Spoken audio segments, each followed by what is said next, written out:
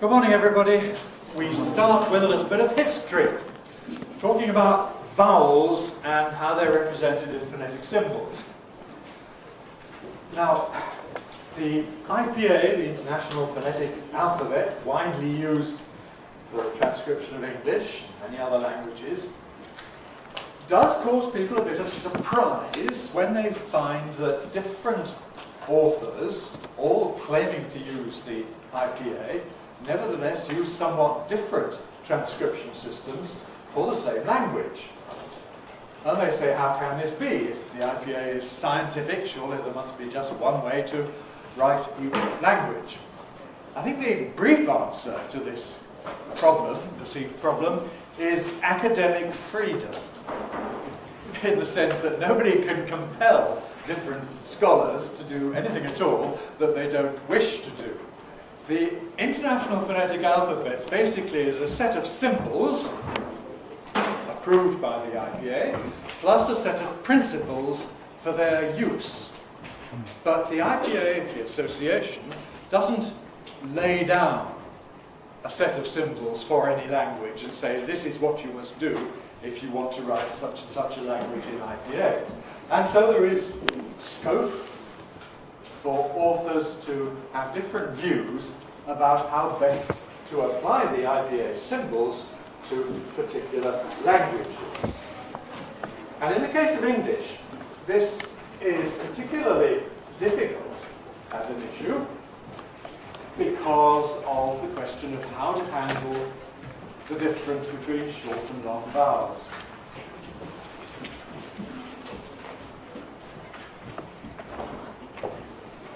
Now, in the old days, people were very reliant upon typewriters. Typewriters which had a very limited number of symbols. Even if you got a special phonetic typewriter that had a schwa and other phonetic symbols perhaps, nevertheless there was a great pressure to minimize the number of special letters that you used in your transcription.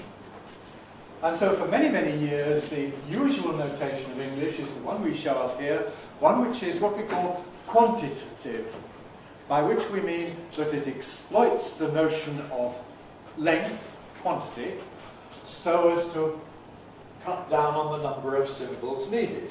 So in the quantitative notation, you can show the difference between read and rid using the same symbol shape with or without length marks.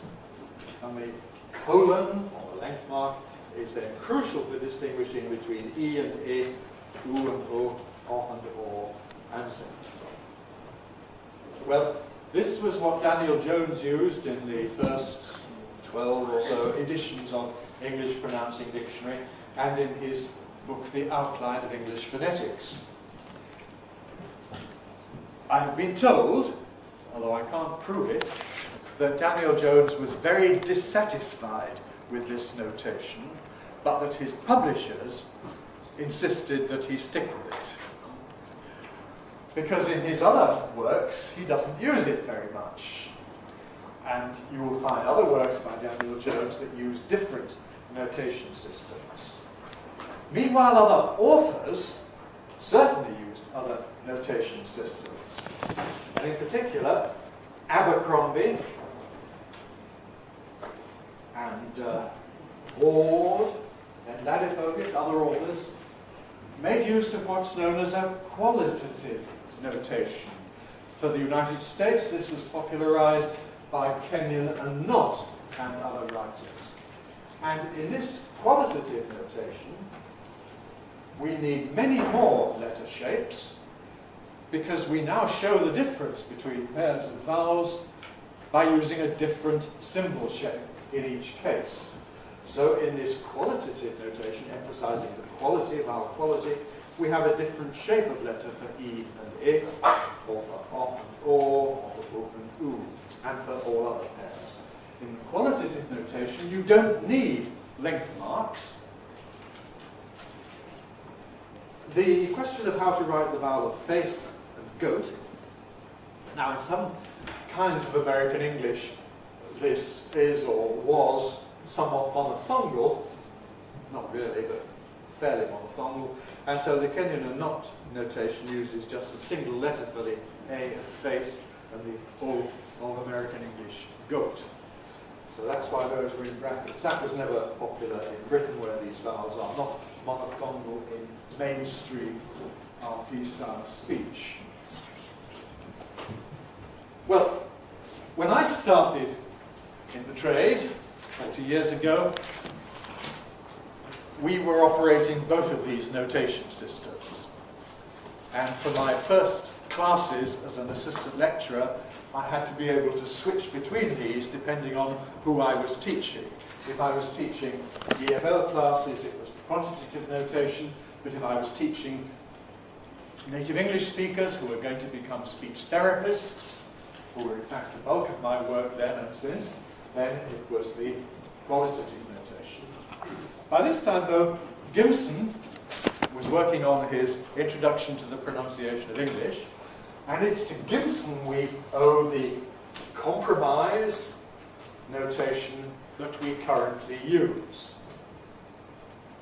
The notation we currently use draws on both of these traditions and, in fact, unites them into one, because it is both quantitative and qualitative. Gimson's notation uses length marks and a different symbol shape.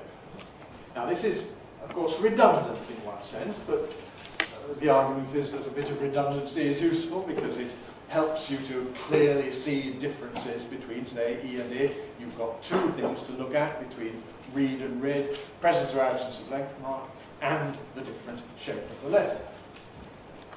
Well, Gimson was so successful that really everybody abandoned the previous notations, and since, well, 1970, 1980, gradually spreading out in the world, still not absolutely conquered the world, we have moved to this quantitative-qualitative notation. The only sort of change since Gimson is the question of these weak vowels, the happy vowel and the thank you vowel, which we've discussed elsewhere. So by now we can say this is the standard notation among people writing about the phonetics of English. Here it is again presented in a different typeface. But what I do on this sheet is compare it with another notation that is coming to use even more recently, which is the one owed to Clive Upton, who was appointed by the Oxford Dictionary people to do the transcriptions in the latest versions of the Oxford dictionaries, not the ALD, not the ELT-oriented dictionaries, but the native speaker-oriented dictionaries. And Upton, for reasons that no doubt seem good to him, but don't seem good to me, altered some of the symbols from the consensus notation, the one shown in green here, and so there are these subtle differences between these two notation systems. If you'd like to read the arguments for and against Upton's notation, please have a look at this website, which represents my biased view of what's wrong with Upton's notation, as well as discussing the history of the rest of these symbols, as I have done now. So it's on my own website, department's website, Homewell, and then the article is called IPA-English-uni.htm.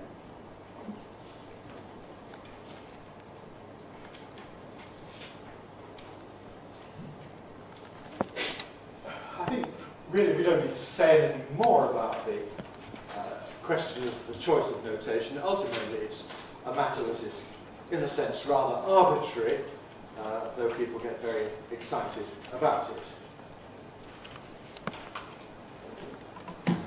Let's move on to something more substantial. Point 2 on your handout, which is the question of pre-fortis clipping.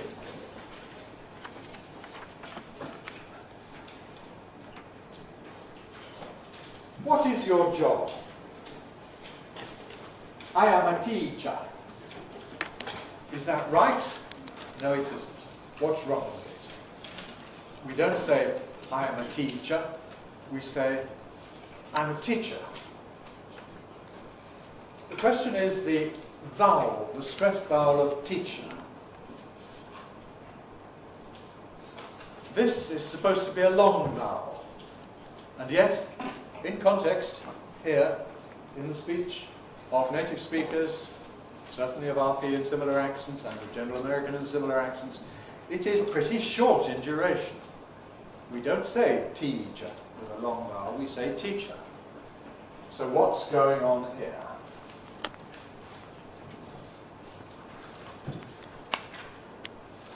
We have a phenomenon that we can call pre-fortis clipping. Fortis consonants, you remember, are the voiceless obstruents. Remember we isolated sh, sh. These are the fortis obstruents of English.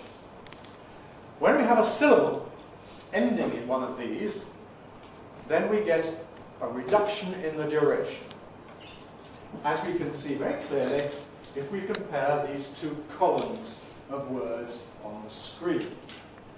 So if I keep everything else constant, like the intonation, we have ride, right, save, safe, knees, niece, badge, batch. And I hope you can detect there that difference in duration which is due to the nature of the final consonant. Ride, that has a full length I. Right, that is, as we say, clipped, reduced in duration because of the t that follows. Right. Save, full length A. Safe, clipped.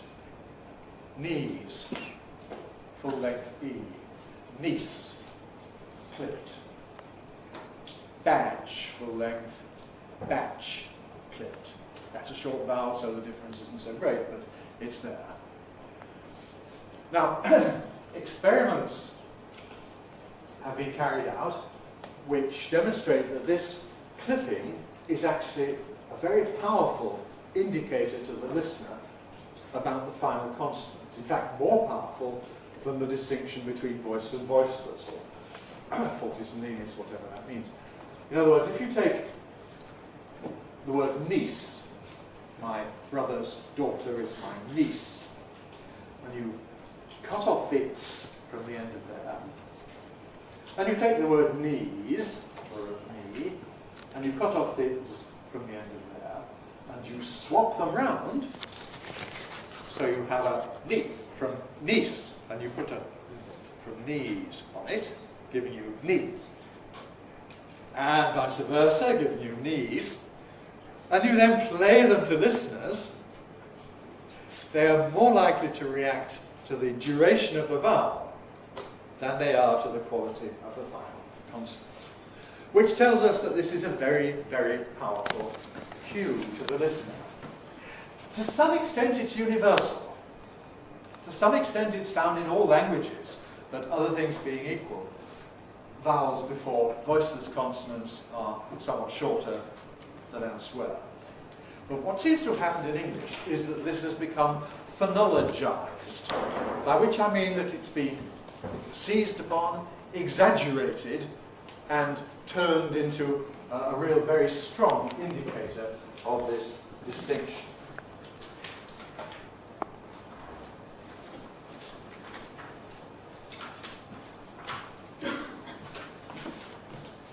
Here are some more examples of the same thing. A cart, a cart, a cart. Compare a card, a card, a card. Open vowels like R are pretty long under all circumstances, but before the T of cart, it is clipped cart, and it's not called a card, but a cart. Card, no such reduction. Back, bag. Even with short vowels, rich, ridge, you can hear the difference.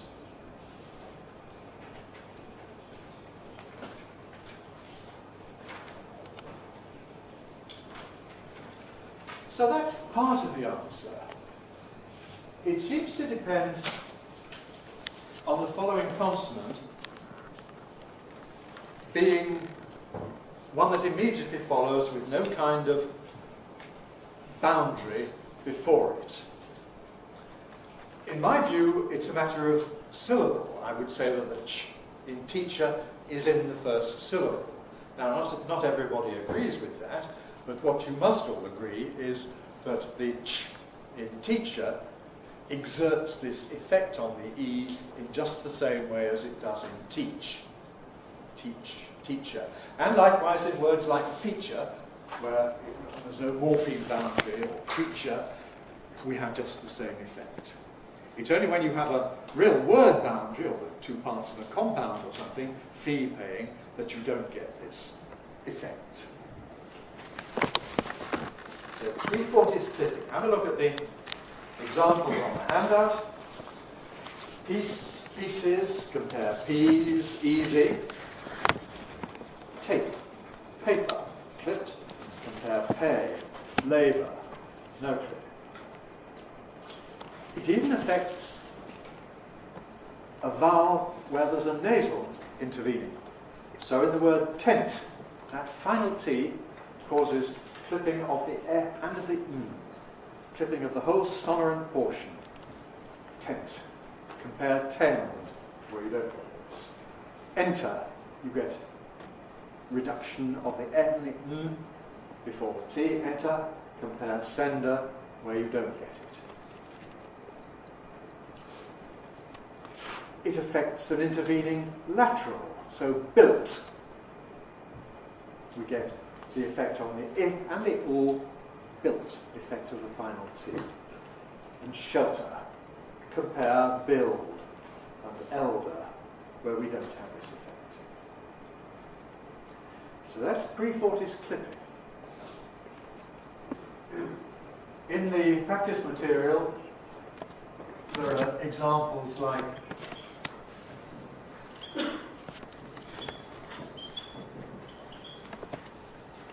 ceasing and seizing. Now, what's the difference between ceasing and seizing?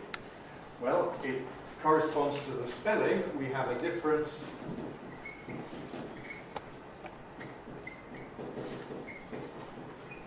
in the voicing status of the consonant in the middle.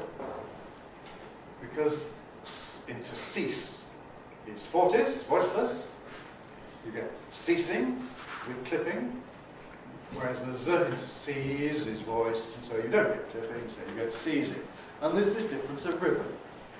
The rain was unceasing, unceasing, ceasing, ceasing. The customs decided on seizing the goods, seizing, seizing, seizing, ceasing, seizing.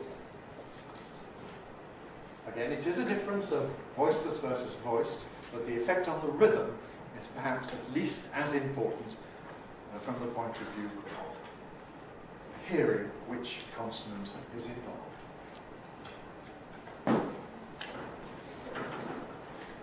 Something very interesting happens in American English.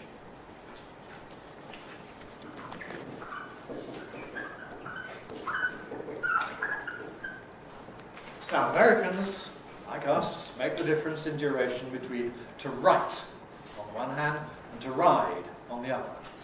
You write a book, write, that's got clipping, and you ride a horse, that doesn't have clipping. To write and to ride. Now, someone who does this, in my English, is a writer, a writer, a writer, compared with a rider, a rider, a rider. So, writer has clipping, and rider doesn't. But American English, of course, has this business of voicing T in environments like this. So, plus of course you have an R on the end for Americans. The American pronunciations are a rider and a rider. Do they end up identical? For some Americans they do. He's a rider, he writes books. He's a rider, he rides horses. But for other Americans, they remain distinct because of the effect of clipping. And so you get a writer who writes books and a rider who rides horses. So even through the voicing of the consonant, you get the difference in duration. It's helped by the fact that there is a sort of allophonic difference in the quality of the diphthong for some Americans. Well, we won't go into that because it's outside our main topic, but it is relevant, obviously, to this question of clipping.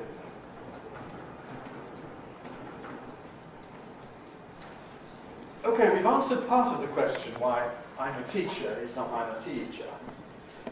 The second part of the question concerns another effect on allophonic vowel length, and that's what we call rhythmic clipping.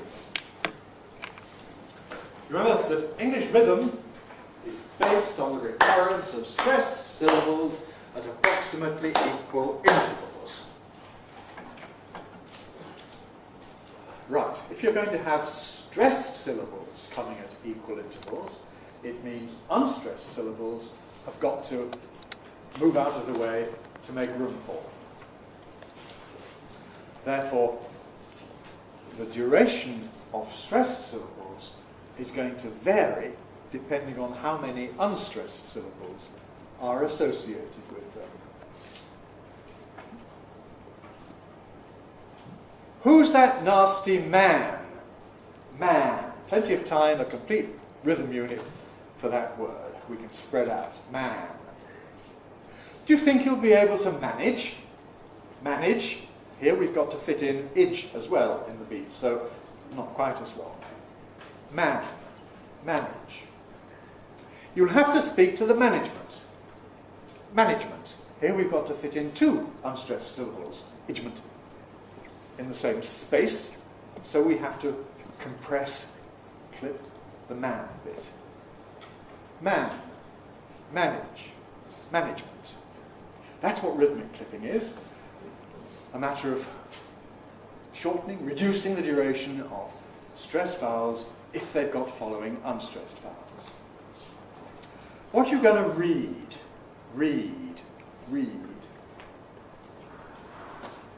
Plenty of length. Authors like to get in touch with their readers. Readers. Not so long. It all depends on the readership. Readership. That's rhythmic.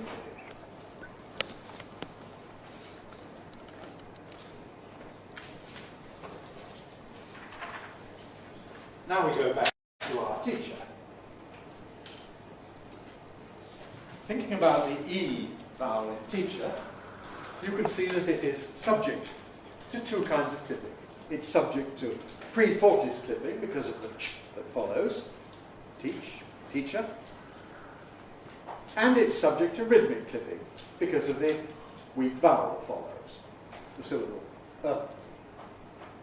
So this vowel is subject to two kinds of clipping, and the result is it's not very long in its duration.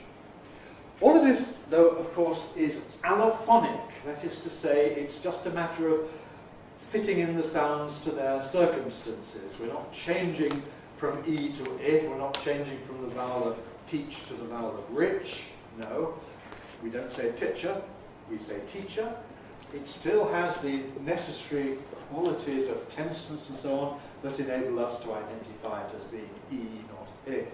But as far as length is concerned, well, that sort of goes. Why do we still write it with length marks? Well, because we write phonemically. We adopt this single short list of symbols that you have on the back of your booklet and so on, and we apply these whatever the circumstances. We could, of course, write allophonically and start knocking out one or both length marks, but it becomes very complicated. Much better to learn this as a rule, as a principle, and write phonemically, which means simply, rather than to try to show everything in the text. This, of course, is always a problem with phonetic notation. You have a choice between stating things as general principles or spelling them out every time they apply. And what we do normally is to state things once and once only as a general principle. And then we don't need to do it every time it comes up in a transcription. The alternative would be to cover our transcription with dots and dashes and diacritics of one kind and another, which is ultimately not sensible. I mean, I can think of authors who have done this and demonstrated it. John Local wrote a book called Doing Phonology that has the most incredible multi-story diacritic constructions to talk about this kind of allophonic effect. No, linguistics is about generalization. We extract the generalization, we state the generalization, we don't have to clutter up our notation with stuff that is really just automatic depending on context.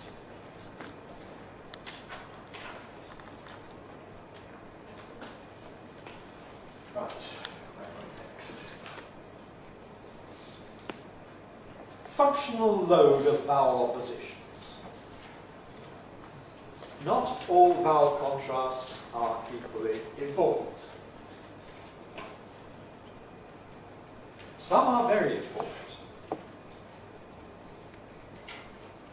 We do insist that you should learn to hear and to produce the difference between E and I. And so all textbooks of English phonetics have these sets of practice materials. There we've got a sheep and a ship and a bean and a bin. Somebody who wants to eat, eat. Seat, someone who sits. A leak and to lick. Cheeks and chicks and so on. Okay, all what we might call core native speaker varieties of English, by which I mean native speakers of English in the countries that have been English speaking for many, many centuries, and that includes North America and Australia, New Zealand and so on, though not necessarily African English or other non-core native speaker varieties. Everybody distinguishes these pairs and many others, hundreds of such pairs, and they have the important power of making a difference of meaning. And so if I tell you don't slip on the floor, that's something different from don't sleep on the floor, and so on. You know that. So we, I think rightly, insist on everybody getting that contrast. In your practice material, again, you've got plenty of stuff about it. Did, did, leave, live, ease, is, read, rid, been, been, beat, bit, sheep, ship, in spite of 340 slipping, seek, sick, deep, dip, each, itch. And Spanish learners, for example, do need to worry about the difference between these, plural, and this, singular, because it's typical of a bad Spanish pronunciation to say dis for both singular and plural, and it sounds bad in English. However, it doesn't follow that all vowel contrasts are equally important. From the same book that I took the other examples, we have look, and somebody called Luke. We have to pull and a pool. We have something that's full and someone who's a fool. We have a foot and a boot. Now, of course, it's true that I, like most native speakers of English, make a very reliable, firm contrast in such places. I mean, no hesitation at all that foot is foot and foot and foot and not foot, whereas boot is boot, boot, boot and not boot. However, this is not nearly as important a contrast as E-I. Why not? Well, two reasons. First of all, vocabulary, and secondly, geography. In vocabulary, there are very, very few minimal pairs. In fact, those examples are mostly not minimal pairs. Foot and boot are not minimal because they have different consonants. Almost always, the surrounding consonants tell you which word is involved. Look and Luke seems nice, except you see that in Ireland, for example, and in Scots, because the Scots say foot and boot, usually, or something like that, and they have the same sound. Same applies in Northern Ireland, where they have a Scottish kind of speech. So that's yet another reason for not worrying about this contrast. From the point of view of EFL, practicalities, well, it would be nice to have the U contrast as well, but it's not nearly as important, clearly, as the E contrast, because the functional load is different. Okay, next point, compression.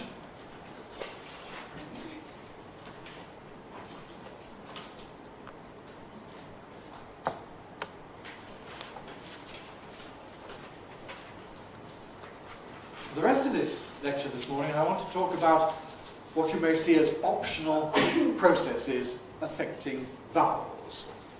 Because they're optional, you can say they're not very important for the foreign learner, but they are the source of many questions, and so it's perhaps worthwhile considering. English has various processes that alter the number of syllables in a word. Many languages have this sort of thing. We have something very parallel in French, for example, or in Spanish. If we take a word such as lenient, basically this is 3 syllables. Lenient. Lenient. But we have the option of compressing it, squashing it, into 2 syllables, and saying lenient. What happens is that the I vowel, the happy vowel, before another vowel, before a weak vowel, can become a semivowel, a yod, so that lenient becomes lenient. Australia becomes Australia. Glorious becomes glorious. Same thing happens with the thank you vowel. A word like influence. 3 syllables, influence. Compression gives us influence, making it just 2 syllables. Influence, as the U thank you vowel becomes the corresponding semivowel.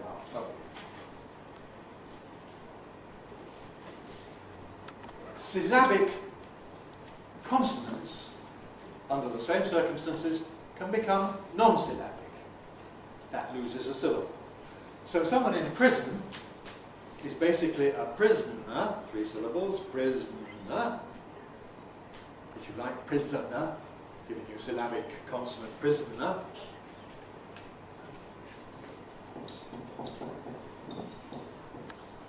We discussed syllabic consonants, didn't we? So syllabic consonant gives you syllabic N, prisoner, but then compression, oh dear, compression gives us plain N, not syllabic anymore. So we have a kind of derivational sequence. We start off with schwa N, prisoner, we get syllabic N, prisoner, and we get non-syllabic N, prisoner. And that's actually the most usual pronunciation of this word, prisoner. Rattling, to rattle. Something rattles, it's rattling, or rattling, rattling around. The L can become non-syllabic. This applies with ing forms of all verbs ending in syllabic consonants. Handling can give you handling, bottling, bottling, threatening, threatening, and so on. It even applies with syllabic R. Now, compared with American English, my kind of English has very few syllabic R's, but we can get them from an underlying schwa R in a word like preference, giving you preference by syllabic consonant formation. This R, then through compression, can lose its syllabicity, giving us a 2-syllable version, preference. Preference. Preference. Now, you notice the circumstances in which this happens are when the following vowel is weak. That's the schwa in unt at the end of lenient, the schwa in uns at the end of influence, the schwa in prisoner, the I of ing in rattling, and the in uns again. It doesn't happen before strong vowels. And this is a way in which English is different from Spanish, for example. We often borrow words from Spanish. We've borrowed this word from Spanish. In Spanish it's pronounced fiesta, una fiesta. Okay? How many syllables in Spanish? 2. When we borrow this word into English, how many syllables does it have? 3. Fiesta. We pronounce it fiesta. Fiesta. Why don't we call it fiesta? Since that's what it is in Spanish. Because in English, you can't compress before a strong vowel. Before a stressed vowel, for example, here. So we say fiesta.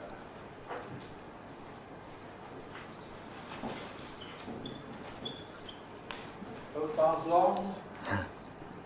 In Japan, the city of Kyoto. What do we call it in English? Kyoto. Why? So, O goes to O, that's normal equivalence, but notice that this looks to us like the result of a compression, which we can't do in this environment, because O is stressed. Therefore, we say Kyoto. Or for that matter, Tokyo, usually, rather than Tokyo. So you can see how we do this when we borrow words or take names from foreign languages, and it applies all the more in English. If the vowel is weak, though, then yes, we do it, and we do it a lot.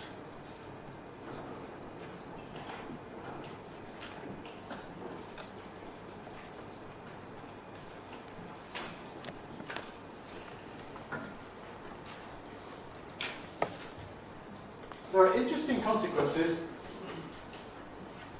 where we have pairs of words, related words, but they differ in respect of vowel weakening. Now the suffix spelled ate is regularly strong in verbs. The verbs in ate have 8. But nouns or adjectives usually weaken it to us or it for some people. So the adjective is separately. The verb is to separate. The verb has a strong A, separate. What does this imply for compression? In separate, there can be no compression. It's got to have 3 syllables, separate. But the adjective, separate, yes, you can weaken that. You do weaken that. Therefore, we can have syllabic R and we can get compression. Separate. And usually the adjective has 2 syllables, separate. To separate things, 3 syllables, separate, 2 syllables, separately. To moderate, verb, 3 syllables, no compression. Moderate, adjective, yes, it can be compressed, moderate, moderately. Compression also affects words in connected speech.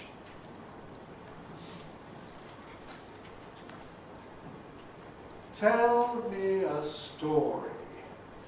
Me has the weak vowel, the happy vowel, doesn't it, in its weak form? Me. Tell me. Tell me. Now the happy vowel is compressible before a weak vowel. So the of a story allows you to say, tell me a story, tell me a story, tell me, tell me a story, tell me a story. The train is about to arrive. To has a weak form, well, it has 2 weak forms before consonants, to come, to go, before vowels, traditionally to, the thank you vowel, to arrive. The thank you vowel is compressible, so we could say, the train's about to arrive, to arrive, to arrive, to arrive. Can you say, I'm about to tweet? No. Why not? Because E is stressed and therefore strong. And you can't do it before strong vowels. But about to explode, yes. About to announce, yes. Weak vowels. Out and about, to be out and about, weak form of and. Syllabic N, there into that through syllabic consonant formation. Syllabic N can lose its syllabicity before a weak vowel of about, so you could say someone's out and about. Out and about.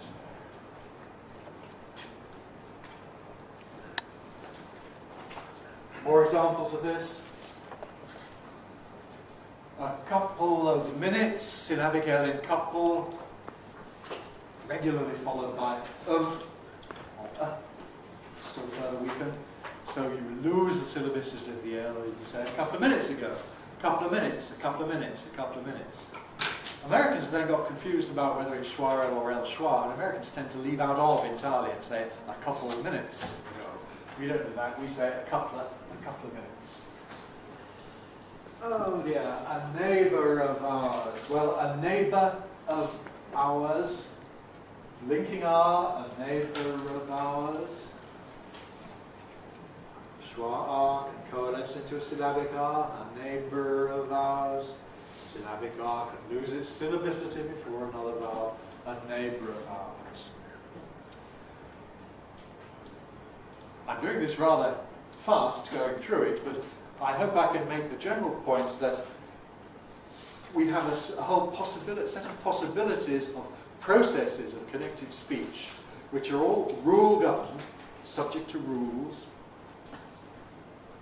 and they can apply successively one to another, so that we get a whole chain of relationships between what you might think of as the starting point, the underlying pronunciations, and what actually happens in running speech, the surface forms.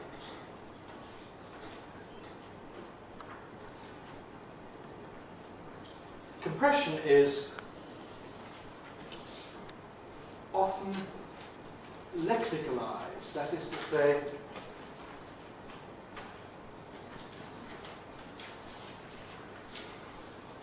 people stop treating it as a variable rule, oh dear, and apply it categorically. So the word every, perhaps once upon a time was every, but in present day English it's certainly not every, it's every, and it's only 1 2 syllables. If I introspect as a native speaker, I certainly feel that several and different are in the same category. I have no option really of saying several or different. They've got to be several and different. However, dictionaries are often rather conservative about this, and you will find dictionaries that give you the option, allow the option of saying several or different. Or indeed general, which for me has got to be general. And I think that's generally the case. Other words perhaps are more dubious, but I'm sure I'm not alone in normally saying reference, factory, battery, history, where other people perhaps sometimes say factory, battery, history, and so on. Others again, clearly there is an option. We can say victory or victory, lateral or lateral, camera or camera. But you know, I'll go and get my camera. I normally say just 2 syllables, camera. Camera. Federal, bothering, can become bothering.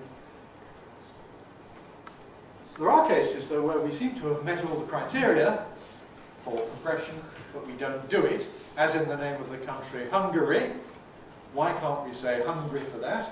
Well, homophonic clash, because we don't want it to sound the same as hungry wanting food, presumably. Last topic for today, smoothing. When we have a diphthong like I or ow, and it's followed by another vowel, we tend not to bother with making all of the diphthong, and we can optionally leave out the second part of the diphthong. So instead of saying power, we can say pa. Now, when I sort of dictate that to you very slowly, it may sound a bit artificial, but at speed you can certainly hear this. Power station, power station, power station, power, power, power station. Fire. I, the second part of the I diphthong, can be lost, giving you far, far. A fire engine, a fire engine, a fire engine. Which faculty are you in? I'm in the Faculty of Natural Sciences. Sciences. Not necessarily sciences, but sciences. Where's University College? Oh, it's in Gower Street. Where? Gower Street. That is Gower Street. Gower Street. Now, you don't have to do this, but you should be able to understand it when native speakers do it. There are some more examples on the handout of this. Well, there's just one further example, going, where the O can lose the U element, coming out something like going. What you're going to do, going, and of course, in context, going to be weaker. Thank you very much.